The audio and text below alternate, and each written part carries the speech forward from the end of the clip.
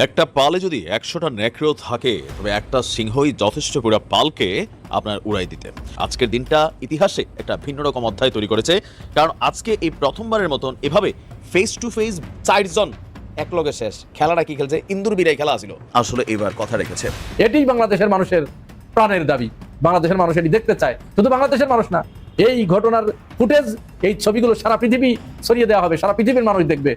আর সারা পৃথিবীর যারা এরকম জালেম আছে, স্বৈরাচার যারা আছে, স্বৈরাচারের দোসর যারা আছে, তারা দেখবে আর তাদের জন্য করণীয় কি সেটি তারা নির্ধারণ করবে।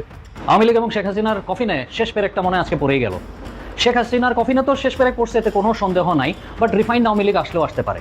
তাদের মনে আজকে মনে হয় ভেঙে খান খান হয়ে গেল এবং শেখ হাসিনার রাজনৈতিক ক্যারিয়ার শেষ, আওয়ামী লীগের রাজনৈতিক ক্যারিয়ার শেষ। ডক্টর মোহাম্মদ ইউনূসকে অসংখ্য ধন্যবাদ। আসলে ডক্টর মোহাম্মদ ইউনূস তিনি ইন্টারন্যাশনাল খেলোয়াড় ভাই, ইন্টারন্যাশনাল, আমাদের রাজনীতিবিদরা দেশের খেলোয়াড়। ডক্টর ইউনূস ট্রাম্পকে একসময় ঘোল খাওয়াইছে, বুঝতে হবে বিশ্ব রাজনীতিতে প্রভাব তৈরি করেন তিনি। Doctor Yunus masterpiece. আমি ধন্যবাদ দিই এই কারণে যে বাংলাদেশে একটা অভাবনীয় ঘটনা ঘটে গেছে, যেটা নিয়ে বেশ আলোচনা হইতেছে এই ভার্চুয়াল মিডিয়াতে। আপনাদের অনেকের হয়তো চোখে পড়ছে, অনেকের হয়তো পড়ে নাই। ঘটনাটা ঘটছে শনিবার দিন রাত 12টা ইউরোপিয়ান টাইম, মানে ফ্রান্স টাইম রাত 12টা, বাংলাদেশ টাইম ভোর 4টার সময়। শেষ পেরেকটা মনে আজকে পড়েই গেল।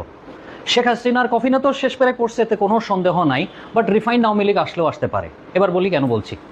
আইএসপিআরের আজকের দুপুরে যেই ভাষ্য দিয়েছেন মেজর জেনারেল হাকিমুজ্জামান, যে 16 জনের যেই গ্রেপ্তারি পরোয়ানা জারি হয়েছে তার মধ্যে 15 জনকে হেফাজতে নেওয়া গেছে এবং একজন পালিয়ে গেছে।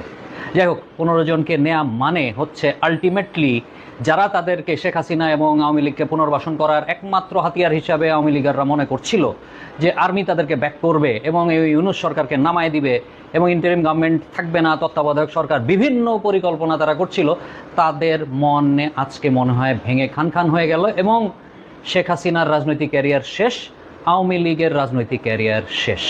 যাই হোক, ডক্টর মোহাম্মদ ইউনূসের দুর্বল অমুক তমুক এই নিয়ে আমরা অনেক আলোচনা সমালোচনা করেছি, বিভিন্নভাবে অনেকভাবে দেখেছি, কিন্তু আলটিমেটলি ডক্টর মোহাম্মদ ইউনূসের ইন্টারিম গভর্নমেন্ট দেখিয়ে দিলেন। যদিও পিনাকি ভট্টাচার্য বলেছেন যে একজন আর্মি অফিসার পালিয়ে গেছে, তাকে পালাতে সাহায্য করেছে নাকি কোনো এক সমন্বয়ক, কোনো এক উপদেষ্টা। যাই হোক, অ্যাডভাইজাররা যদি এটা করে থাকে এটা অত্যন্ত নেক্কারজনক। তাও উনিও আবার দাবি করেছেন এটা খুব সহসাই আমাদের সামনে আসবে, আসলে তো দেখাই যাবে।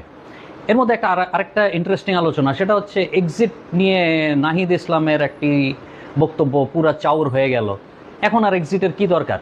যদি আপনারা অপরাধ করে থাকেন, যদি উপদেষ্টারা অপরাধ করে থাকে, তাদের এক্সিট নিয়ে পালানো উচিত, কারণ শেখ হাসিনার মতো সবাইকেই এক্সিট নিতে হবে বাংলাদেশে এখন দুর্নীতি করলে। যাই হোক, যদি করে থাকেন ভাই আপনারা চলে যান, কারণ একটা সঠিক দেশে পরিণত হইলে কোনো অপকর্মকারীকেই বাংলাদেশের মানুষ আর রেহাই দেবে না, বাংলাদেশের আইনি ব্যবস্থা আর রেহাই দেবে না। যাই হোক, আওয়ামী লীগের লোকজন ভাই দল চেঞ্জ করেন, আপনারা শেষ। এবার আসি আরেকটা ইন্টারেস্টিং ব্যাপারে। দাবি করা হয় ওয়াকার সাহেব আসলে 2024-এর কোনো অভ্যুত্থান এর মূল মাস্টারমাইন্ড ছিলেন না, আর্মিদের তরফ থেকে। আসলে আর্মিদের নিচের যেই জুনিয়র অফিসাররা তারা আর মানছিলেন না।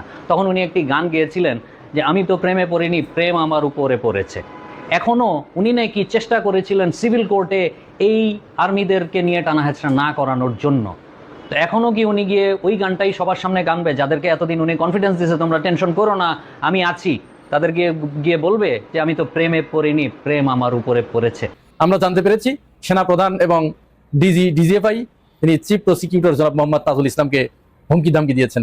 কোন বিষয়ে তারা হুমকি দিয়েছেন, কেন হুমকি দিয়েছেন, সেটাও আমরা জানতে পেরেছি।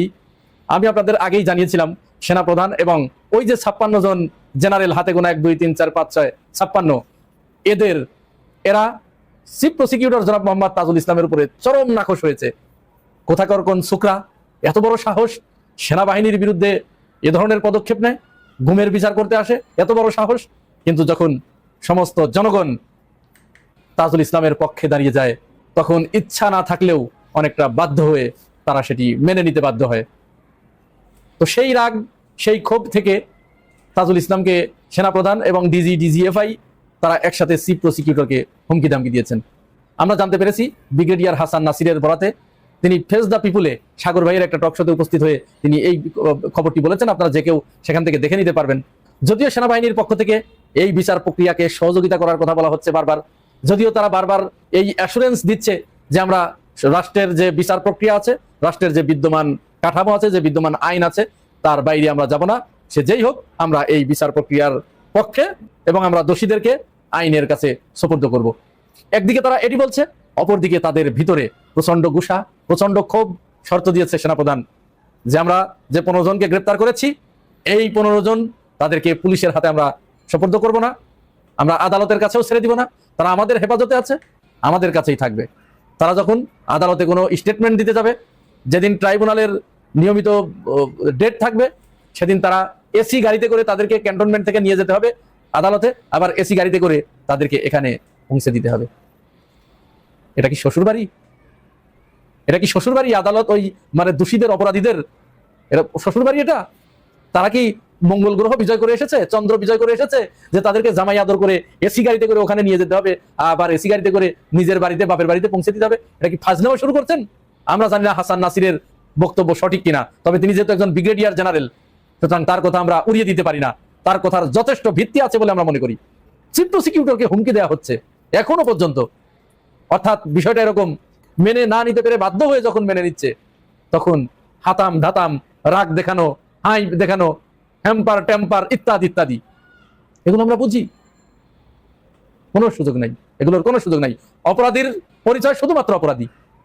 কোন আক্কেলে, যদি এটি বলে থাকেন, কোন আক্কেলে এই প্রস্তাবে এই শর্ত আরোপ করলেন যে তাদেরকে এসি গাড়িতে আদালতে নিয়ে যাবে, আবার এখানে দিয়ে যাবে?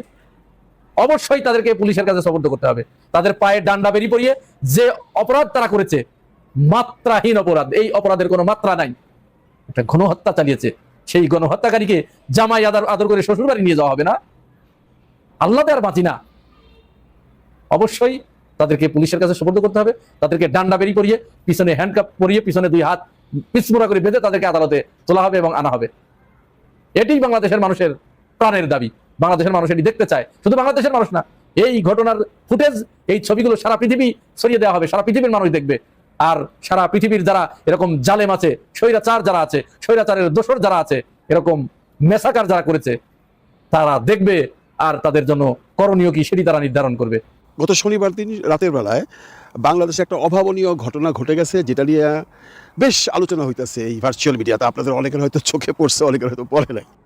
ঘটনাটা ঘটছে শনিবার দিন রাত 12টা ইউরোপিয়ান টাইম, মানে ফ্রান্স টাইম রাত 12টা, বাংলাদেশ টাইম ভোর 4টার সময় পিনাকি ভট্টাচার্য একটা ভিডিও বার্তা দিছে।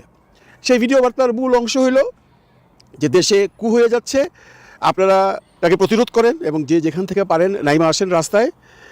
এই ধরনের একটা ভিডিও বার্তা অনেকেই শুনছেন। যারা পিনাকিকে ফলো করেন তারা তো শুনছেন, যারা ফলো করেন না তারাও এটা নিয়ে আলোচনা সমালোচনা হচ্ছে।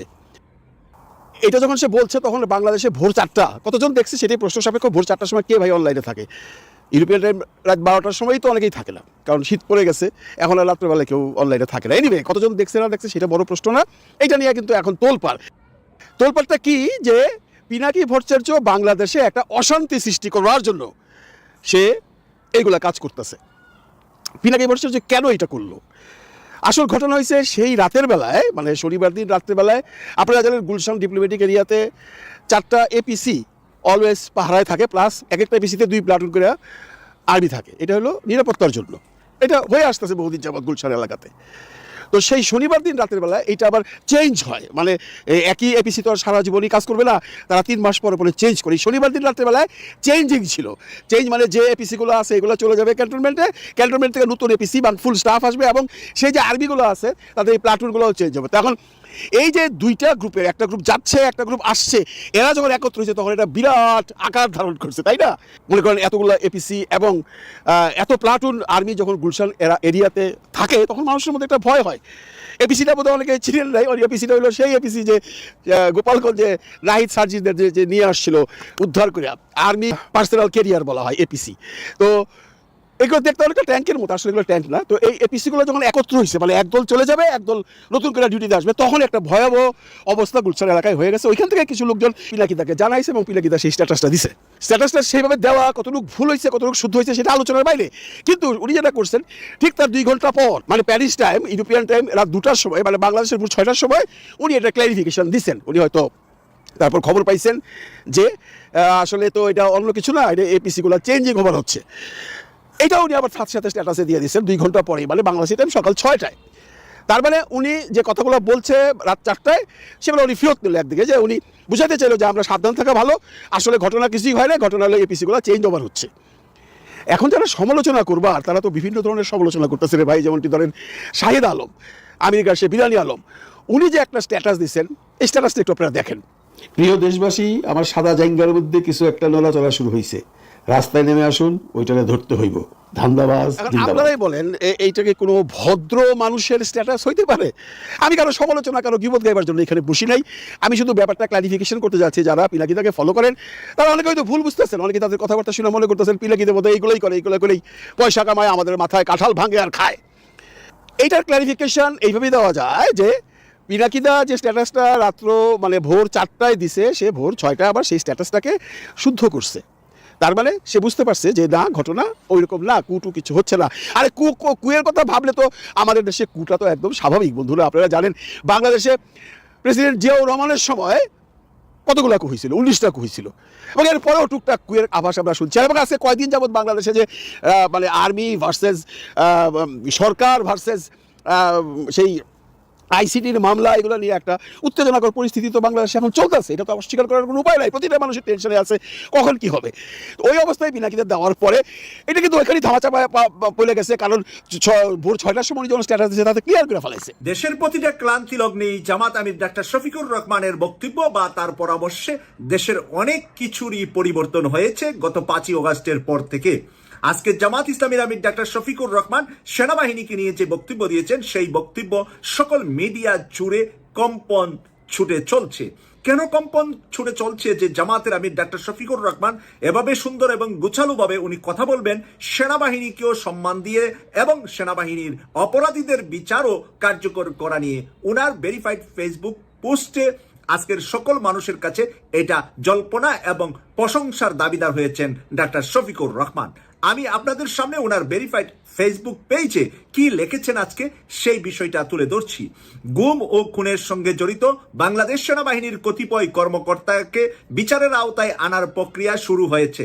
দেশপ্রেমিক সেনাবাহিনীকে নিয়ে বাংলাদেশের জনগণ গর্বিত থাকতে চান। বাংলাদেশের জনগণ দেশপ্রেমিক সেনাবাহিনীদেরকে নিয়ে গর্বিত থাকতে চান। দুঃখজনক হলেও সত্য, এই বাহিনীর কতিপয় সদস্য দেশের বিদ্যমান আইন ও মানবাধিকারের প্রতি সম্মান প্রদর্শনে সম্পূর্ণ ব্যর্থ হয়েছিলেন।